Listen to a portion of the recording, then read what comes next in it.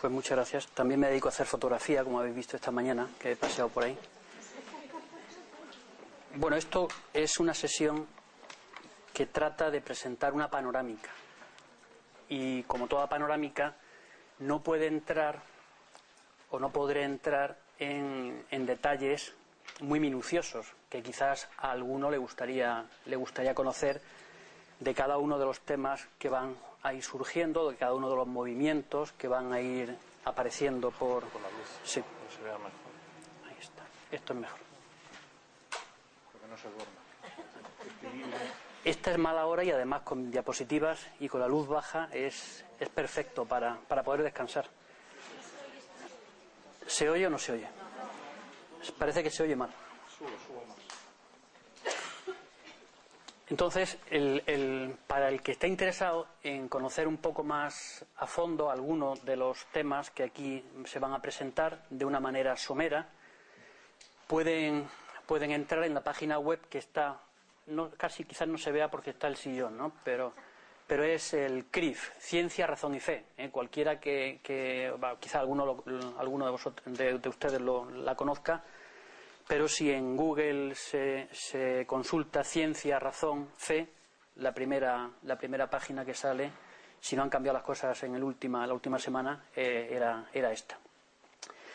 Entonces, yo formo parte del grupo de investigación que se llama CRIF y que nos dedicamos entre otros temas, también a abordar todo lo relacionado con la evolución, sobre todo nos dedicamos al problema a los problemas de los orígenes, origen del mundo, origen de la vida y origen del hombre. Son los tres grandes misterios actualmente, incluso para la ciencia y también para la filosofía, porque hay muchas cuestiones que están por resolver. Conocemos muchas cosas realmente, pero también quedan muchas por conocer. Entonces, mi presentación se va a basar en estos 5 puntos. Voy a hacer una introducción breve, relativamente, no tan breve con respecto al resto de la exposición. Después hablaré del creacionismo, que es precisamente uno de los polos de la panorámica que pretendo hacer. Hablaré del evolucionismo. Bueno, pongo creacionismo frente a la evolución porque no se entiende el creacionismo si no es frente a la evolución. Surge, como veremos, como reacción a la teoría de la evolución y, por tanto, decir creacionismo a secas, se entiende, pero siempre en el contexto del debate entre o con la teoría de la evolución o con el evolucionismo.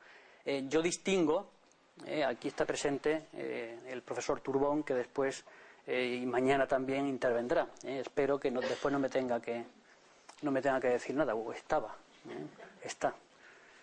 Entonces, yo distingo entre la teoría de la evolución y el evolucionismo. Ya veremos que eso tiene que ver con algunas de las cosas que se han dicho esta mañana, sobre todo en la sesión en la que yo he estado presente, que es la de reduccionismo. Después hablaré de un movimiento que nace en los años 90, que se llama el diseño inteligente, el Intelligent Design, que algunos lo han clasificado como un neocreacionismo, pero que yo no estoy completamente de acuerdo. Tiene elementos que le hacen asemejarse o aproximarse más bien al creacionismo, pero pienso que no tiene que ver, o sea, directamente no se puede calificar con propiedad como un movimiento creacionista. Y después haré un breve análisis de este debate, tanto por lo que toca al creacionismo como por lo que se corresponde con el diseño inteligente. Bien, tiene interés este debate, quizás menos en Europa, pero en Estados Unidos, en concreto, se hicieron una serie de encuestas. La organización Gallup, que es muy conocida y muy prestigiosa en estadísticas de este tipo, en el ámbito social y de opinión, y entre el año 82 y el año 99 posiblemente después se hayan hecho algunas otras, pero yo no tenía los datos cuando he preparado esta exposición. De todas maneras, los datos que aparecen aquí son suficientemente significativos y da idea de la fuerza y la importancia que tiene este debate, especialmente en los Estados Unidos. Aquí quizás hablar del creacionismo suena como algo ajeno a nuestra cultura, aunque quizás al final de esta exposición alguno a lo mejor, no sé, se siente creacionista, no, espero que no, ¿no? Pero que hay que distinguir también, igual que he hecho la distinción de evolucionismo y evolución, hay que hacer la distinción entre creacionismo y creación. Es una distinción muy importante. Entonces, esta estadística, como ven, pues se basa en una serie de preguntas que, bueno, en el año 82, la primera que se hizo, arrojaba unos resultados que eran sorprendentes. Y es que personas que pensaban que la evolución era un fenómeno que ocurría realmente, que existía, y en el cual Dios no tenía nada que ver. Esto, pues, si alguno que se había dormido, que se despertara.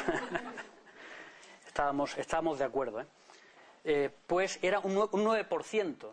Un 9% del total. Un 9% frente, y esto es lo verdaderamente peculiar, porque era el porcentaje más alto en el año 82, el 44% de los encuestados pensaba y defendía que los humanos están creados directamente por Dios en su forma actual, de una manera semejante a como literalmente aparece en la Sagrada Escritura, en el Génesis en concreto, que Dios crea al hombre y lo crea en el estado actual, con la forma actual, con el aspecto actual, y tal como nosotros lo conocemos ahora. Ese es el 44%, que es mucho comparado con ese 9% de los que podríamos decir son ateos, ateos declarados. Los que no opinan, pues siempre hay gente que no opina o que no le interesa, un 9%, y un 38% de los que podríamos llamar evolucionistas teístas, o teístas evolucionistas, da igual. Es decir, personas que piensan que la evolución existe y que los humanos proceden en el cuerpo de otros animales anteriores, pero que esa evolución de alguna manera ha sido guiada por la mano de Dios. Entonces, en el año 82 había un 38%, menos que los que pensaban de la otra manera. Esto, insisto, es en Estados Unidos. Esta encuesta en Europa, desde luego, sería casi con toda seguridad muy distinta. La evolución de esta encuesta, pues ya veis que lo sorprendente es que en estos años, desde el 82 hasta el 99, que eso es prácticamente antes de ayer, aunque en los últimos años ha habido también, en fin, un debate amplio y esto se puede haber modificado, seguro que se ha modificado algo, pero fíjense que en el 99 el número de los que creen que el hombre estaba creado directamente por Dios en su forma actual y que la evolución, por así decir, en el hombre al menos no cuenta para nada, es un 47%, más que en el año 82. Eso es sorprendente. Es bastante sorprendente. Eso da idea de la fuerza que tiene el creacionismo. El creacionismo ya lo he asociado a esta posición, a esta postura. Ya se puede decir que lo he resumido en esto, aunque después abundaremos más en lo que significa y cómo se ha desarrollado. Muy bien, pues esto es, digamos, da una idea. Quería que apareciera esta estadística para que se entienda que el hablar de este debate pues no es superfluo, sobre todo porque lo que pasa en Estados Unidos tiene bastante repercusión en el resto del mundo. Hay incluso pues leyes que algunos han calificado en Estados Unidos, actuales, de hace un año y medio, en el estado de Luisiana, una ley de enseñanza que hace referencia a que hay que ser críticos. Esto que ahora nos dicen, o que se formula en el manifiesto de la asignatura de Educación para la Ciudadanía, que imagino que lo habrán leído, como es lógico, pues ahí se habla de fomentar el espíritu crítico, una ley que en ese estado de Luisiana promueve la crítica, la mentalidad crítica ante las teorías científicas, pues está acusada por los sectores, podríamos decir, próximos al evolucionismo, como una postura creacionista, porque ven que ahí, en el fondo, lo que tratan es, de alguna manera, de abrir las puertas otra vez al creacionismo. Ya veremos qué es lo que significa eso de abrir las puertas otra vez al creacionismo. Yo situaría el debate del creacionismo-evolucionismo en un contexto más amplio que ha ido evolucionando a lo largo del tiempo. Se puede decir que desde la filosofía clásica, o en la filosofía clásica, se presenta como un debate entre teísmo y ateísmo, entre los que defienden la existencia de un Dios, que evidentemente la filosofía griega no es un Dios personal, el que Dios sea un ser personal, sobre todo eso se empieza a considerar explícitamente con el cristianismo, pero qué duda cabe que Aristóteles habla de Dios y de la existencia de Dios, y con él, bueno, pues los socráticos antes, pero también hay los que defienden la tesis contraria, y ahí están, bueno, pues sobre todo los materialistas, Demócrito, en fin, pues todos estos evidentemente rechazan la idea de Dios. El debate teísmo-ateísmo nace prácticamente con el pensamiento griego, es decir, nace con la filosofía. Y imagino que, claro, evidentemente antes también estaría presente de distintas maneras. Cuando aparece el cristianismo, hay un salto, una evolución, o un salto en ese debate teísmo-ateísmo, que pasa a ser debate fe-razón. Ya es la fe la que se confronta con la razón. Al principio, lógicamente, los cristianos tenían muy claro que lo que realmente tenía prioridad, lo que tenía más valor para ellos era la fe, era aquello que habían recibido de una autoridad como la autoridad de Jesucristo, que creían que era Dios, como creemos los cristianos. Y entonces ya se establece ahí una relación complicada que empieza con el comienzo del cristianismo hasta nuestros días. Ese debate fe-razón sigue abierto y sigue pendiente con distintas formas, pero está abierto. Y en la Edad Media tiene una especial repercusión, porque precisamente hay filósofos que piensan precisamente que el tratar de defender la omnipotencia de Dios, es decir, esa libertad absoluta de Dios, es la que hizo o la que llevó a la aparición del nominalismo. Primero con Duns Scoto y después con Guillermo de Ockham. Es decir, pero en el fondo era un intento de conseguir que Dios pudiera hacer lo que quisiera, y eso lo conseguían a costa de rebajar el poder de la razón. Evidentemente Santo Tomás también es consciente de esa omnipotencia divina, pero trata las cosas de otra manera y busca un equilibrio que se mantiene mucho más fiel, y sobre todo que respeta el poder y el alcance que la razón tiene en relación con nuestro acercamiento a la realidad. Bien, este debate fe-razón pues nace con el cristianismo y se prolonga hasta nuestros días.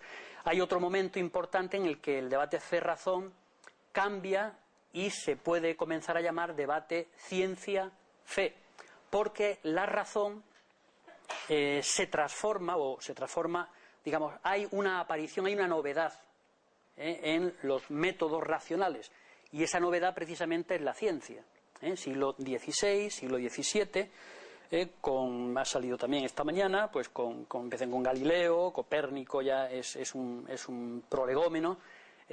Galileo pues contribuye enormemente al establecimiento de esa nueva racionalidad que ahora conocemos como ciencia empírica, como ciencia experimental.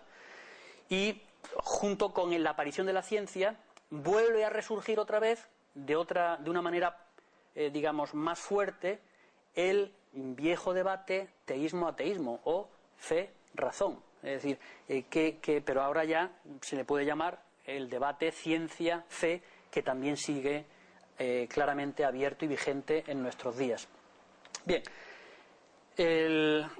la instauración o digamos el éxito de la mecánica newtoniana hace que pues sea la racionalidad envidiada por todas las disciplinas, se convierte en el método científico por excelencia y lleva a buscar, esto es un proceso sobre el que obviamente se ha escrito mucho, pero lo que se busca es explicar todo lo que ocurre en la naturaleza siguiendo o a través de leyes naturales. Es lo que algunos han llamado el naturalismo.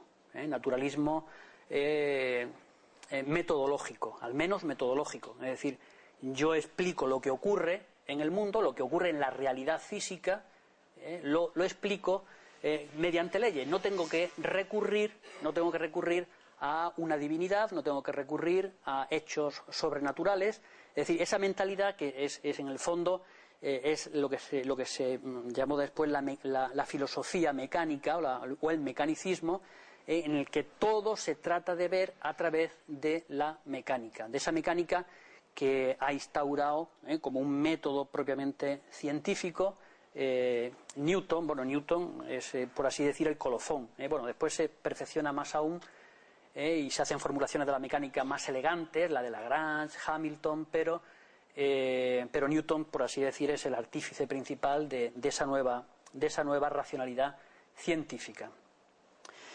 Bien, con el mecanicismo, pues ocurre una cosa muy singular, y es que todo se trata de explicar a través de la mecánica, pero y además pues se consigue en bastantes ámbitos de la realidad.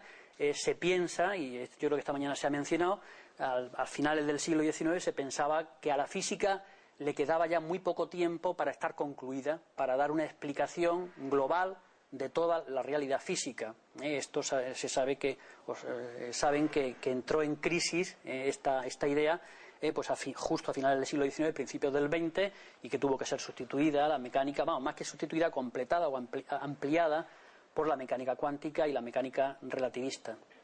Pero había en cuanto a la explicación de la realidad física, había un reducto que se resistía a ser explicado mediante las leyes naturales, que es lo que se perseguía.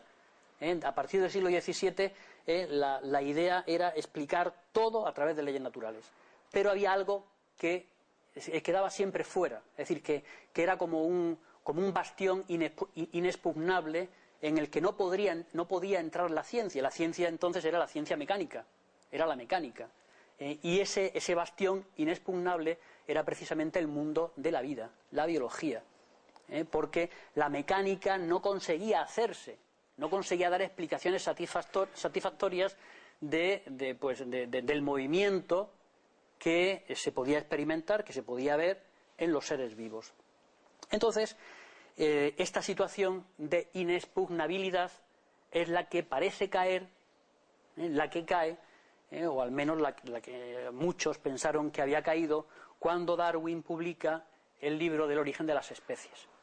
Porque incluso es el argumento de la finalidad, un argumento que era el más esgrimido también en la época del mecanicismo, en la que el mecanicismo era lo dominante, se esgrimía como argumento para defender la existencia de Dios, el argumento de la finalidad, aunque era un argumento de la finalidad que había sufrido un cambio precisamente como consecuencia de la influencia del mecanicismo.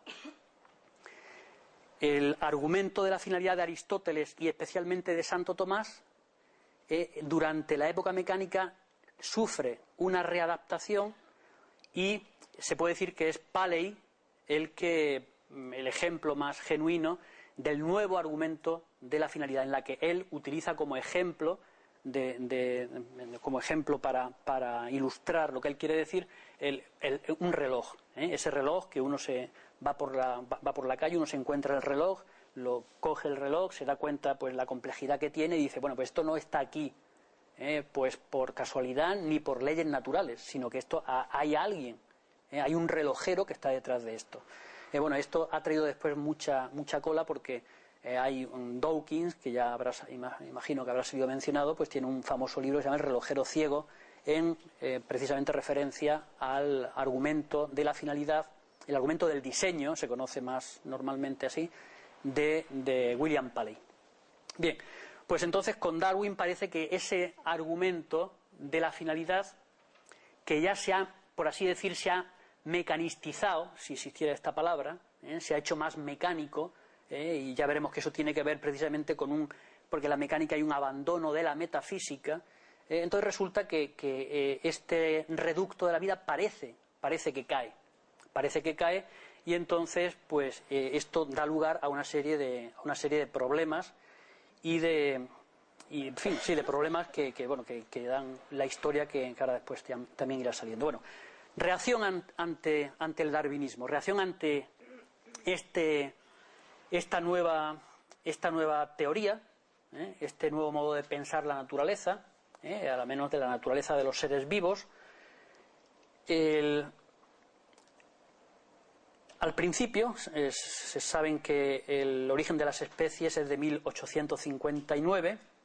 En el 1858 aparece una primera publicación junto con Wallace, con otra publicación de Wallace que parece que descubrió o formuló más bien la teoría de la evolución simultáneamente, incluso un poco antes, ¿no? Al menos en su forma escrita un poco antes, y que eso fue lo que le llevó a Darwin o a los amigos de Darwin a empujarle a él para que escribiera sus ideas en un texto más amplio, que fue El origen de las especies, que se publicó en el 1859.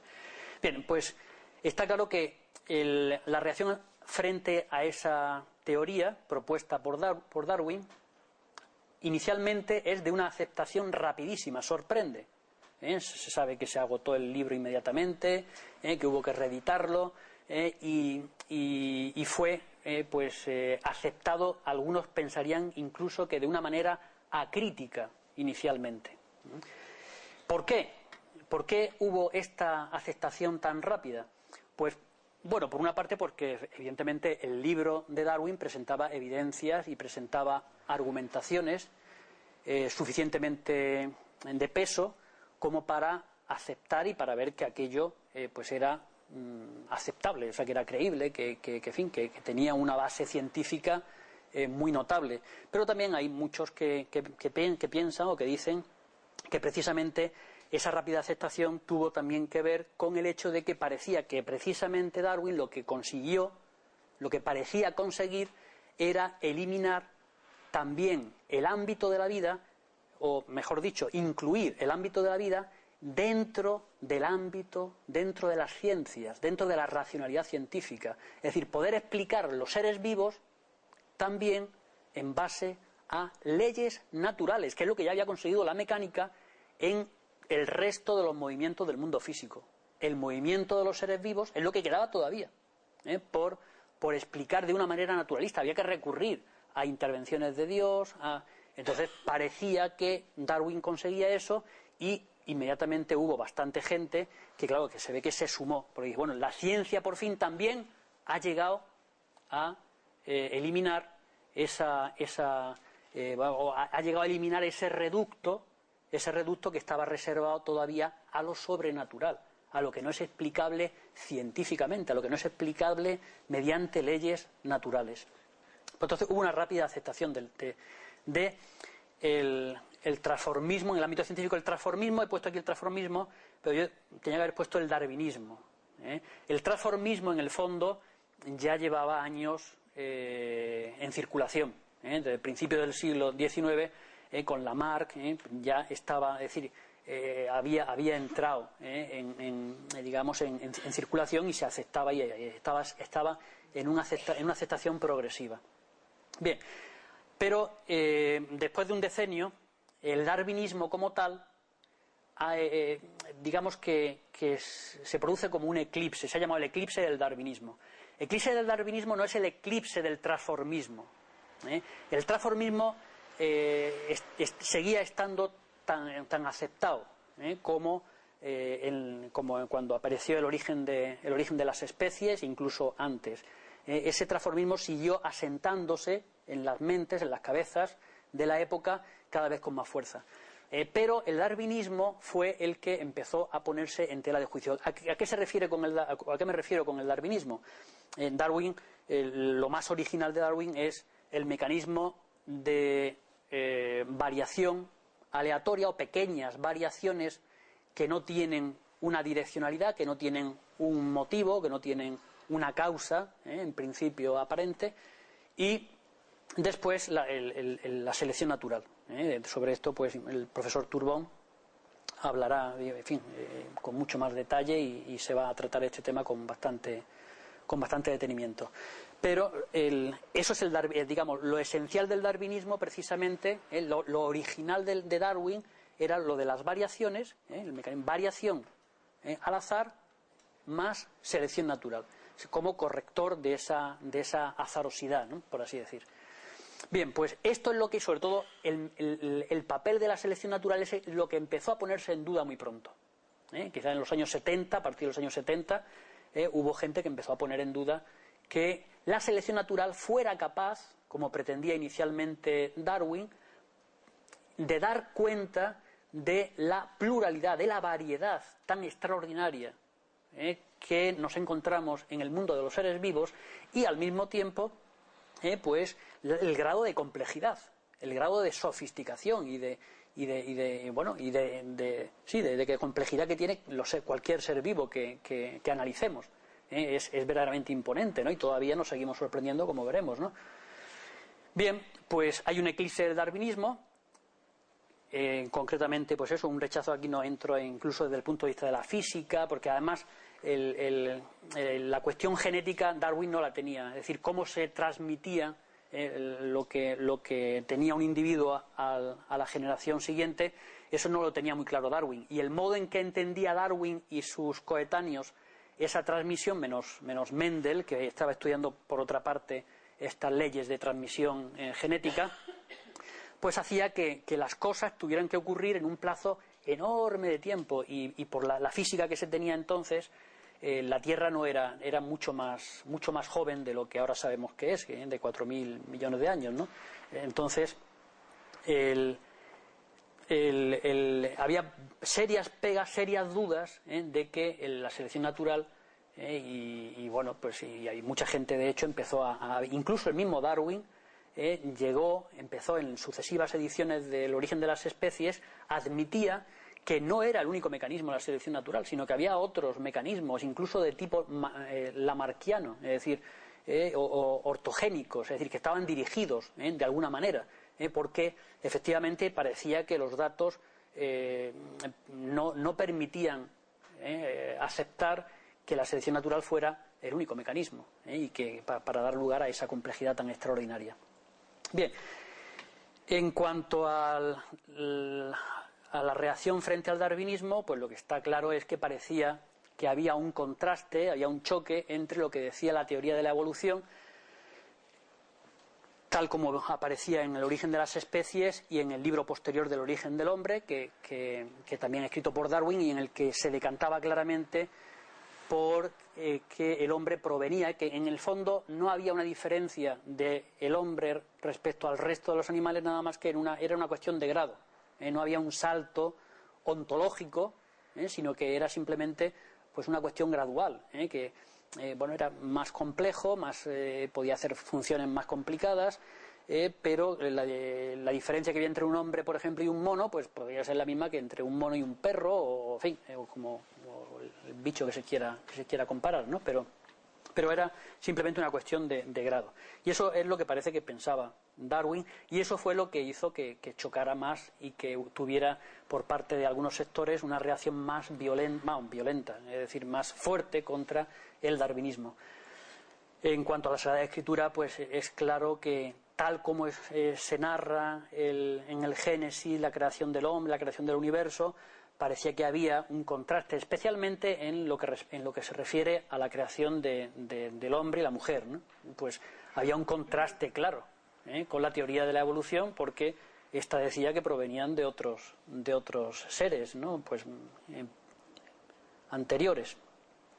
Y Bueno, en cuanto a la teología cristiana, no me puedo detener, pero en fin, sería también muy interesante. Inicialmente lo que hubo es una reacción de oposición, de la cristiana en general, tanto la católica como la protestante. Inicialmente, en los finales del siglo XIX, hubo una reacción. Incluso algunos de los autores que trataron de defender, o que defendieron que era compatible la evolución con la Sagrada Escritura, no es que fueran condenados directamente por la Santa Sede. La Santa Sede, ahora veremos que hay el primer pronunciamiento oficial, realmente la primera manifestación magisterial, o el acto magisterial, realmente fue en el año 1950, es mucho después. Antes no hay una intervención explícita del magisterio en relación con estos temas, pero sí que la Congregación del Índice incluyó en el índice de libros peligrosos uno de Mivar en concreto, que defendía precisamente la compatibilidad. Entonces era como una especie, es indirecto, no hay ahí, digamos, un acto magisterial, pero sí que se pone de manifiesto que había una cierta hostilidad, una hostilidad que en algunos autores era una gran hostilidad a las tesis darwinistas por parte de teólogos cristianos en general, tanto protestantes como católicos. Bien, se podría decir en resumidas cuentas que ante el darwinismo, teniendo en cuenta el darwinismo, en fin, ante el debate ciencia-fe, tal como se plantea y según lo que ha ocurrido desde Darwin, y incluso también se podría decir anteriormente, ¿no? Hay como cuatro posiciones que son la de que es incompatible la ciencia con la fe, es incompatible, y en ese grupo podemos incluir los creacionistas, de los que hablaremos un poquito ahora después. Para estos es incompatible ciencia. Ya la ciencia, cuando se habla de ciencia, para los creacionistas sobre todo están pensando en la biología evolucionista. Y pues eso, es incompatible con lo que dice la fe. Estos son creacionistas que precisamente ahí no entra el mundo católico, sino que es sobre todo el mundo protestante. El protestante y en particular los protestantes en Estados Unidos. Hay también una compatibilidad, yo creo que esto ha salido en alguna de las sesiones, según me han dicho, de trabajo esta mañana, de compatibilidad entre ciencia y fe. Pero es una compatibilidad planteada desde el doble magisterio. Guy Gould es uno de los que defendía, y otro autor de bastante prestigio en el mundo de la biología, Francisco Ayala, que es español pero que lleva mucho tiempo viviendo en Estados Unidos y es un gran investigador y que vendrá a esta universidad a dar una conferencia el 15 de septiembre, creo. Pues también defiende tesis semejantes a las de Gould, en el sentido de que es compatible ciencia y fe porque en el fondo tratan de objetos completamente diferentes, es decir, disjuntos, no interaccionan, y si hay algo que no interaccionan, pues no es incompatible.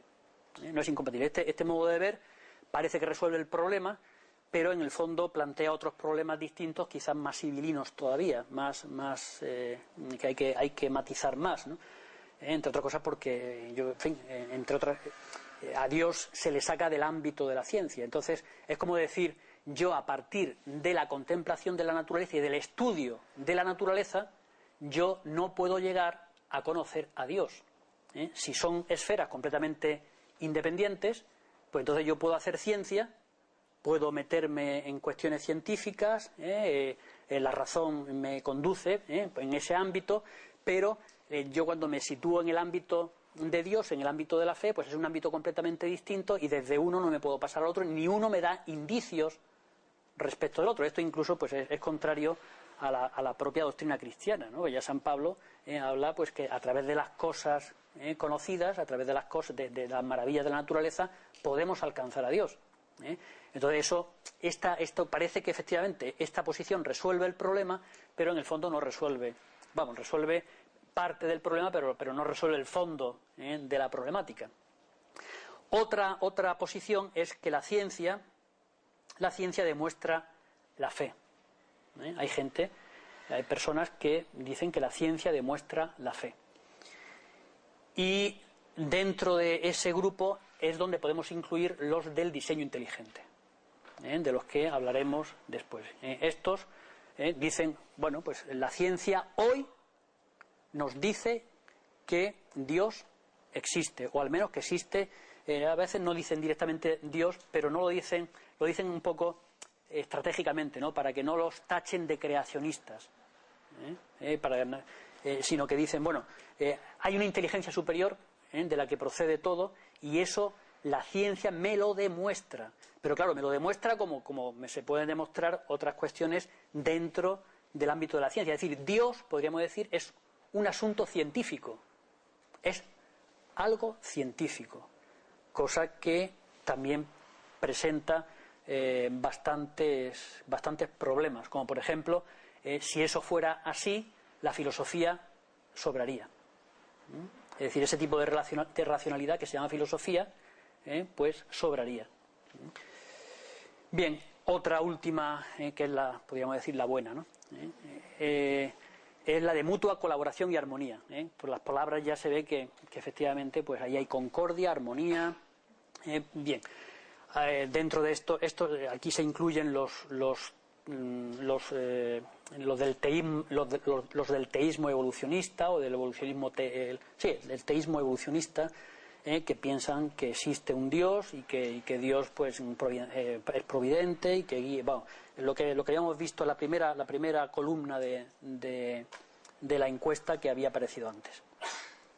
Aquí desde luego se encuentra sin lugar a duda el mundo católico. Fides et Ratio es un ejemplo de cómo buscar esa armonía entre la razón y la fe, y dentro de la razón también una parte de la racionalidad o un tipo de racionalidad particular a la que llamamos ciencia. Bien, simplemente mencionar en cuanto a la Iglesia Católica que antes he dicho que no se ha pronunciado nunca, y esto es bueno tenerlo claro, aunque posiblemente ya se sepa, ¿no? O se sabe, seguro, ¿no? Nunca se ha pronunciado en contra de la evolución de una manera explícita, y no hay ninguna declaración. La primera declaración magisterial strictu sensu es la de la Humani Generis, que es una encíclica de Pío XII del año 50, donde se dice que bueno, pues que lo que se dice ahí, según el estado actual de las ciencias humanas y la Sagrada Teología, pues no hay inconveniente ni se prohíbe que se traten estas investigaciones y disputas de los entendidos en un y otro campo, que se trate sobre la doctrina del evolucionismo. Aquí evolucionismo pues se utiliza la teoría de la evolución, no evolucionismo en el sentido de reduccionismo, que es más el sentido que yo pienso que hay que darle, pero en ese momento no estaba la terminología, pues no estaba tan matizada, entonces evolucionismo aquí el Papa se refiere a la teoría de la evolución. Después esta doctrina ha sido comentada por Juan Pablo II en distintos discursos, mensajes. Quizás el más famoso de todos es este de aquí, el mensaje a la Academia de las Ciencias, que ha traído muchísimo debate también después. Es del 96 y dice: hoy, casi medio siglo después de la publicación de la encíclica, se refiere a la Humani Generis, nuevos conocimientos llevan a pensar que la teoría de la evolución es más que una hipótesis. Es decir, aquí no se prohibía. Es decir, por tanto se decía, bueno, está abierto a que la gente pueda investigar, pueda pensar, pueda lanzar sus hipótesis y discutir sobre el tema, porque no sabemos todavía. En el año 50, de todas maneras, ya la teoría de la evolución estaba bastante establecida, pero claro, en el año 96 estaba mucho más, y ahora pues más si cabe. Y Juan Pablo II pues lo que dice, bueno, pues es que esto ya es más que una hipótesis que se lanza y que hay que comprobar, o sea, sino que, y después en este mismo mensaje dice, ahí desde distintas ramas de la ciencia se llegan a resultados que son confluyentes, y desde distintas partes y de distintas perspectivas se confirma que la teoría de la evolución pues es una teoría científica tan seria como otras, aunque todavía tenga, evidentemente, como también Benedicto XVI ha dicho en bastantes ocasiones, que hay muchas cosas todavía por resolver, y sobre todo Benedicto XVI sobre todo se ha pronunciado en contra no de la teoría de la evolución, sino en contra de la ideologización de la teoría de la evolución, del evolucionismo como tal, como ideología atea, materialista, que niega toda trascendencia. Bien, el creacionismo, brevemente, hay que tener en cuenta que yo he empezado tarde, entonces digo porque ya estaba viendo aquí unas miradas como diciendo se va a prolongar demasiado. Bueno, entonces del creacionismo no hay un creacionismo único, sino que hay muchos creacionismos. Así como, por ejemplo, en la Iglesia Católica, y esto, por ejemplo, hablando hace poco estuve en Londres, en un congreso, en un workshop, en memoria de un profesor, un antiguo profesor de esta facultad, la Facultad de Filosofía, Eclesiástica de Filosofía, Mariano Artigas, participó un señor que se llama Carl Giverson, que decía, él está implicado ahora, está en una asociación junto con Collins, que es el director del proyecto Genoma Humano en Estados Unidos, una persona muy, muy interesante, y han formado, él es el vicepresidente ejecutivo, Carl Giverson, de una asociación que se llama Biólogos. Entonces, estos en el fondo quieren hacer como una especie de, en el ámbito protestante, porque estos son protestantes, hacer como una especie de magisterio, pero donde la autoridad no es, en este caso, evidentemente, una autoridad eclesiástica, sino una autoridad, por así decir, científica, porque ellos se dan cuenta que, y él lo dice explícitamente en una entrevista que le hicieron allí en ese momento, decía, bueno, es que claro, es que la suerte de los católicos es grande, ¿no? Porque tienen un magisterio y se dice cómo hay que interpretar el Génesis, cómo hay que interpretar las cosas, ¿no? Pero los protestantes no tenemos esa suerte. Entonces, claro, hay tantos creacionismos prácticamente como pensadores que tienen una cierta talla y una cierta autoridad, pues puede haber. Es decir, si hay un señor que escribe un libro, un tocho, hablando de su creacionismo, bueno, pues eso, todos los que le sigan, pues eso es una rama del creacionismo. Entonces, pues hay tantas ramas y tantos matices y tantas variedades, pues prácticamente como autores de peso hay en el mundo protestante. Por tanto, hay una gran diversidad en los creacionismos y hay también una evolución en el tiempo del creacionismo. Inicialmente, bueno, hay un creacionismo en la época de Darwin que no es muy beligerante contra Darwin, que trata de armonizar el Génesis con lo que dice Darwin en el origen de las especies. Todo el mundo trataba un poco de encajar, por así decir, el golpe de lo que supuso ese libro y, bueno, pues no hubo tampoco... evidentemente habría algunos que, ya lo he mencionado también anteriormente, a nivel teológico, pues hay un rechazo, hay una desconfianza, pero no hay una gran beligerancia como después se ha producido. Los problemas surgen con el movimiento que se ha llamado fundamentalismo. El fundamentalismo pues comienza con la publicación de una serie de libros que se llaman The Fundamentals, en torno a 1910, al principio del siglo XX. En estos libros, incluso en estos libros, más que atacar el darwinismo, porque estos lo hacen, hay un empresario californiano que ve que hay que salir al paso de una serie de errores, una serie de problemas que se ve que están produciéndose y que amenazan, por así decir, la fe cristiana. Estoy hablando de los protestantes, que se sienten amenazados y entonces se ven en la necesidad de escribir una serie de libros donde se estudien una serie de temas que son los que en ese momento pues están preocupando más. Entonces, entre ellos está el tema de la evolución. Pero el más importante y el que más se ataca, el que más directamente se va a atacar, es uno relacionado con lo que en el mundo católico se llamó el modernismo, que San Pío X pues, también pues, atacó, bueno, es decir, y censuró con decisión, ¿no? Porque en el fondo lo que venía el modernismo, y es lo que atacan también esto de una manera especial, es que prácticamente la Sagrada Escritura es un conjunto de fábulas que hay que entender pues cada uno como de manera muy diversa, pero que no expresan una realidad, una verdad, sino que quedan en una cuestión de fábula, ¿no? Entonces, digo, esto está dicho muy resumidamente, como podéis comprender, ¿no? Entonces, estos señores pues salen al paso de esto, atacan esta visión y de paso también hablan de la evolución. Y ahí aparece un personaje que es el que realmente empiezan con los problemas, es decir, con la beligerancia abierta contra contra la evolución es William Jennings Bryan, que bueno, es un personaje muy importante en esta época, a principios del siglo XX en Estados Unidos. Se presentó 3 veces para presidente de los Estados Unidos, las 3 perdió, pero ahí estaba. Y entonces pues este era un evangelista convencido, practicante, y que empezó a pensar que gran parte de los problemas, incluso la Primera Guerra Mundial, para él la culpa era de la evolución. Estoy, digamos, resumiendo mucho. El caso es que este emprendió una auténtica batalla contra la teoría. Aquí lo tenemos en una de sus mejores fotos, en uno de sus mejores momentos. Pues emprendió una batalla abierta contra la evolución. Quizás el hecho más representativo fue el juicio del mono que se tuvo contra un profesor de biología en el año 1925. Fijaos que en el año 1925 es cuando murió Bryan, que en este juicio hizo de acusador. Fue el que llevó toda la acusación contra Scopes, que es el que fue condenado, el que perdió el juicio, en teoría.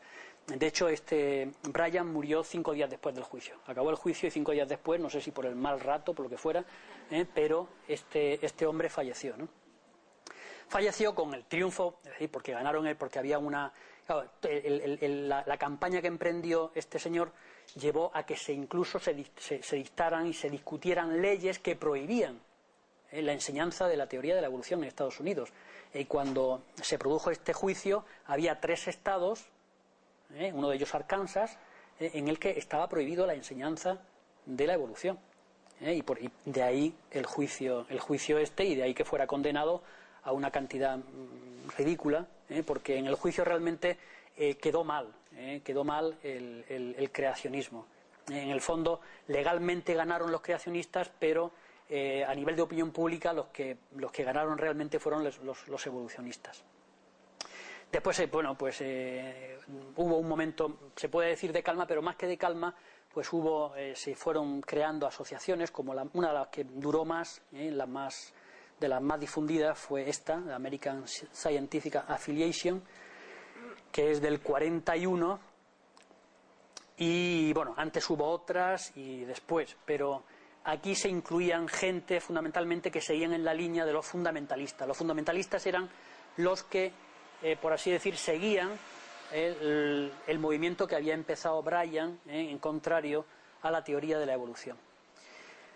Después, claro, durante este tiempo la teoría de la evolución fue ganando terreno en el ámbito científico y académico, fue ganando batallas, fue ganando espacio a nivel digo, académico y científico, no así a nivel social, donde a nivel social, como hemos visto ya todavía en los albores del 21, había una mayoría que podríamos calificar de al menos filocreacionista. La ciencia de la creación es un paso en la evolución del creacionismo y una radicalización. Aquí empiezan, digamos, hay una lucha jurídica por el control de la enseñanza a partir de este juicio. Se dictan leyes, pero leyes que van siendo derogadas una tras otra, y llega un momento en que, pues, aquí como siempre, como en todas las cosas, pues, depende de las personas que hay en ese momento, y hay otro activista nato que es Henry Morris, que es un converso, podríamos decir, a la Sagrada Escritura, a la Biblia, y más que a la Biblia, una interpretación literal de la Biblia, y él escribe un libro junto con otro profesor de Sagrada Escritura, protestante, que es The Genesis Flood, el diluvio del Génesis, y que ese libro da lugar a lo que se ha llamado después la ciencia de la creación, que es una nueva versión del creacionismo. Este creó pues otro instituto que es abiertamente creacionista, etcétera. En definitiva, aquí, esto muy rápidamente, las pongo las 3. Hay varias interpretaciones. Son 3, pero dentro de estas 3 hay muchas interpretaciones posibles, ¿no? Entonces, por ejemplo, de la época de Bryan, pensaban que los días del Génesis pues eran etapas, eras eras geológicas que podían tener miles de años, y entonces pues el primer día pues la creación de la materia, después la creación de la vida, pues el día tercero, formación de fósiles. Claro, siempre iban tratando de conjugar los datos científicos con los datos bíblicos. Y la inundación, para ellos la inundación de Noé aquí la consideran que pueden ser una inundación local, no universal, pero después en los de la ciencia de la creación o creacionistas científicos, los últimos que he mencionado anteriormente, pues son mucho más radicales. Para ellos hay como mucho una tierra que no tiene vida hasta 4000, entre los 4000 y 8000 antes de Cristo, donde hay pues 6 días de la creación, y son muy literales, es decir que son 6 días pero muy cortitos, ¿no? En cuanto a la creación de cada uno de las cosas que se van narrando, de las realidades que se van narrando en la Sagrada Escritura.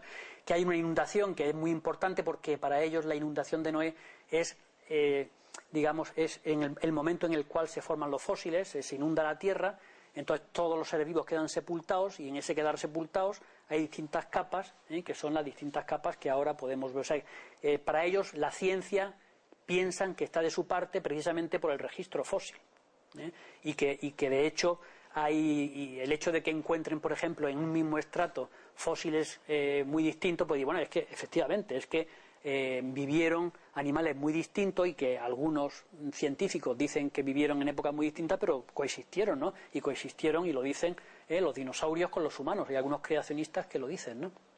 Bien, la ciencia de la creación, tal como fue definida en la ley de Arkansas del 1981, que después fue derogada en el 82, donde se decía que había que equilibrar la enseñanza de la evolución con la enseñanza del creacionismo científico. Consiguieron los creacionistas científicos, encabezados por Morris, consiguieron que se equilibrara en algunos estados la enseñanza de una cosa y otra. Pues defendían la creación súbita del universo, la energía, la vida y la vida de la nada, es decir, una creación súbita. Esta creación, aunque suena que es la creación que es de los católicos, no es propiamente la de los católicos. Y ya veremos, si da tiempo, el porqué. Y si no, en las preguntas. Ya estamos sí. Insuficiencia de la mutación y selección natural para explicar la evolución.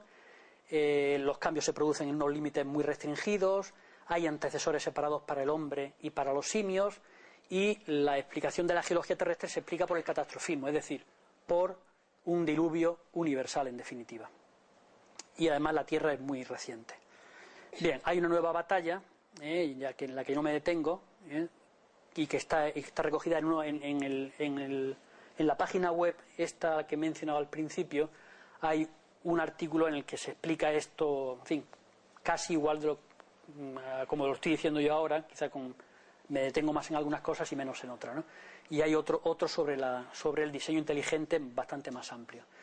Bien, de la teoría de la evolución no voy a decir nada, porque lo que ya he dicho es suficiente, y es que como teoría científica pues llega a establecerse y a ser pues una teoría que tiene, pues por así decir, el mismo prestigio a nivel científico que otras, como, no voy a decir como la física, que lleva más tiempo, pero el grado de aceptación entre los científicos pues es similar, ¿no? Bien, y temas debatidos, por supuesto, en la teoría de la evolución hay, no me detengo. Y en cuanto al evolucionismo, lo único que digo, aquí lo que se ha visto esta mañana, ya me evita que tenga yo que detenerme en esto.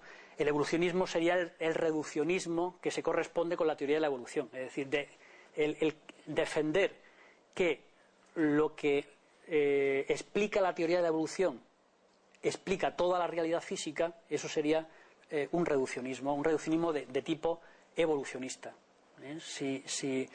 pues con la selección natural, y eso, bueno, pues se ha extendido además no solamente en el ámbito biológico, sino en el ámbito sociológico, etcétera. Entonces eso sería un reduccionismo que es contra el que realmente a veces combaten los que defienden tesis creacionistas. O sea, su principal enemigo, o quizás lo que hacen es combatir una idea que confunde la teoría de la evolución con el evolucionismo, es decir, como teoría de evolución que se extiende a la totalidad de lo real. Bien, del diseño inteligente voy a decir muy poquito. Digamos que son los tres personajes más importantes son los que aparecen aquí. Estos tres son Michael Behe, William Dembski y Philip Johnson. No digo nada de la historia porque aparece en los años 90.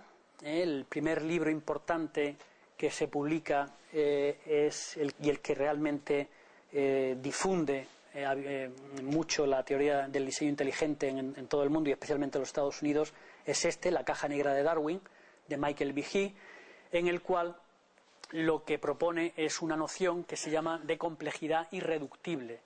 La complejidad irreductible, dicho en términos muy elementales, es que hay sistemas que tienen complejidad irreductible si yo puedo identificar en esos sistemas cada una de las partes que lo componen y me doy cuenta que para que el sistema funcione tienen que estar todos los elementos presentes con las características que realmente tienen.